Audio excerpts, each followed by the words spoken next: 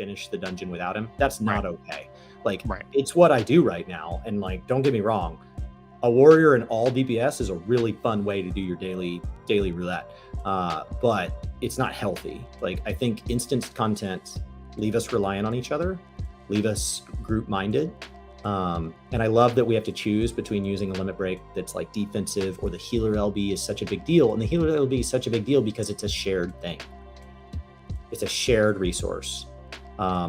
So if we're going to move to solo LBs, or if we're going to move to anything like that, I would rather us say, and that actually is the road to Blue Mage becoming a real job, is the idea that every job has a Blue Mage open world version and has a real job instanced version.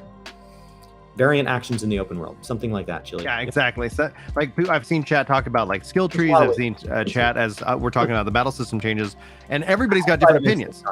Right. Outside of instance content, leave Criterion, Savage, Ultimate, just the way they are, as your ultimate challenge to get better at the game, the core system, and then have a system you get to screw with anything from Eureka all the way to Blue Mage when you're out on your own. Yes, 100%, because that gives it, and then that gives them the ability. I think the other technological back end piece that the game would need to make is what they do with their exploratory zones, where they funnel people into the zone. So if all of a sudden you imagine the data centers kind of breaking down those walls even further, so that every zone was like, we're just going to put people into this zone until it reaches a cap, and then we're going to just make another version of that, aka what Guild Wars 2 does.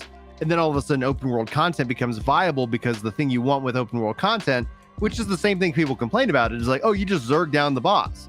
Well, yeah, but there's a fun to that. There's an attractiveness to that, but you need people in that zone in the first place to even make that content, you know, an option. Otherwise you're like, I can't as a solo player beat down that boss. And if you make it engaging enough, that group will form. Like, the fact that Eureka is still alive is crazy. Right.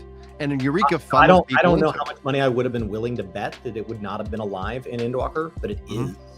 So like, I was wrong. Like, I did not like Eureka on launch. I was not alone in that.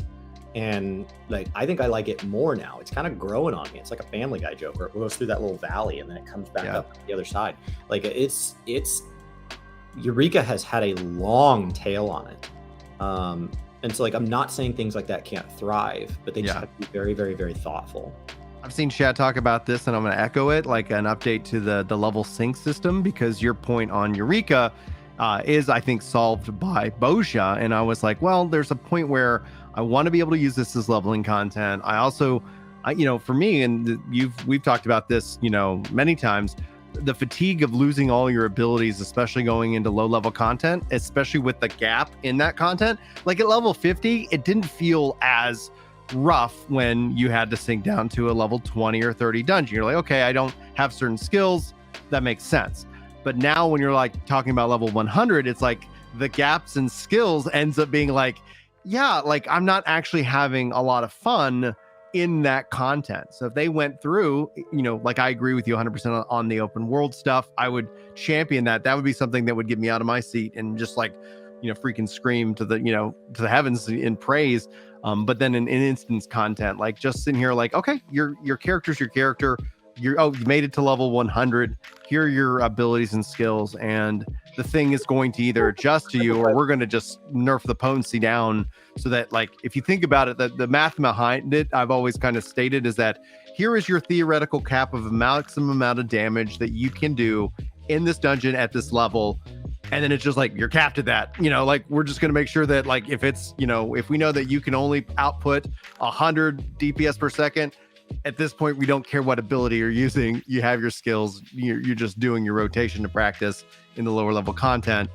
That would be the quick and dirty approach I would take to balancing old content with abilities that you have that just aren't there. But I know that there's some disagreement on that, because for people worried about the new player experience coming into the content and just seeing like all these level 100s are just mowing everything down, and I didn't learn anything. And that's a fair counterpoint to it. But yeah. Oh, dude, that would be freaking sweet.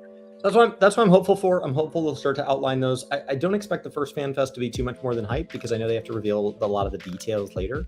But I do hope, like, I'd love to kind of have at least some hint that there's confirmation that female Roth is going to make it. I do believe that's the case.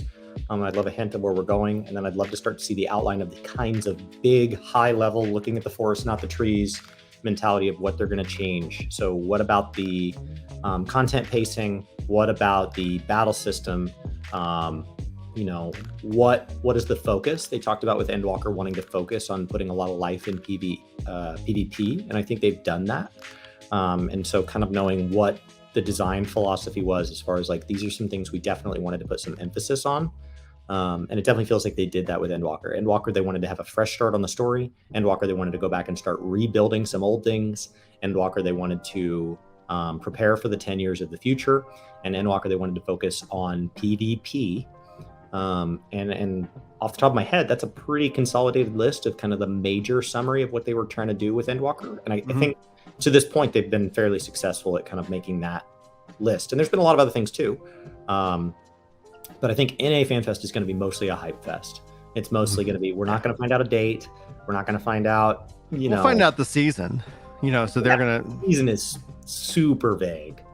The end of that season. So if they say spring 2024, it's the last day of spring 2024 or near to that. We know it's not before January 7th because that's Japan Fan Fest. And obviously they wouldn't do Japan Fan Fest the week before launch. So we know it's not January 14th. And then you can keep following that logic. So I think March 15th is probably the earliest that I would guess for the expansion date. And then any later than May, and I would assume we're getting the world's first 0.6. There has always been distant speculation from the crazy out there 1% of they're going to give us a 0.6. They never do. But what if they did? If there ever was a time to do a 0.6 and never do it again, this is the time. Between sagas, it also resets the clock. Historically, expansions launch over the summer, but because of the time that we all decided to stay inside, we launched in December last time, and a 0.6 would allow them to get back onto summer launches. And Yoshi P complained about and apologized for a winter launch multiple times. And so if they do not do a 0.6, how do you adjust the schedule? How do you get off your 2-year cadence? So if you have one run 2.5 years, the way to do that is to give us a bonus patch. And the question is, what goes in a 0.6? Because we've never had one, and we would probably never have one again. Do you do an extra raid? Do you do a goofy raid? Is it a crossover raid? Yeah, you can do something just like I think the wild, right? This conversation gets to be so fun is because we know we're talking pie in the sky. We know we're talking 1% chance it happens. But if it does happen, anything you want in it could be in it. The imagination is the limit, because we don't like, if you say, well, 0.5 patch is going to have another Savage, everybody's going to tell you no, because we have a bunch of 0.5s to look at and they've never added that. So like 0.6 is really fun because it's kind of a blank check that you get to write. It's going to be interesting to see what happens. Now, I want to pivot a little bit to some of the latest gaming news. I want to talk to you about the potential for 7.0 to actually finally release on Xbox, but this is an obvious breakdown of the Microsoft Activision Blizzard news and how that has since been delayed to a final closing date of October the 18th, if not sooner. But before I let you weigh in on this subject, guys, be sure to hit that like button if you're here with us live or you're watching this as a VOD. Like, subscribe, comment below.